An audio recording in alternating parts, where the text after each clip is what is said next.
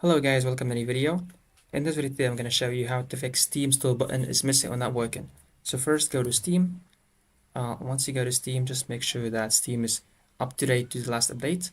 So click on Steam and go for check for Steam client updates. Just wait a little bit and yeah, your Steam client is already up to date. So this is the first step. Second step, go to settings and search for troubleshoot, this one. Other troubleshooters, go for internet connection and click on run.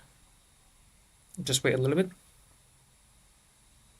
Okay, now we got two options: troubleshoot my connection or help me connect a specific web page. So just let's click on this one and wait a little bit. Okay, so done. Click on close and go back to Steam once again. Once you hit in Steam, click on setting, go for settings. Now go for downloads and clear download cache. So hit like and subscribe if you found it very helpful, and thanks for watching.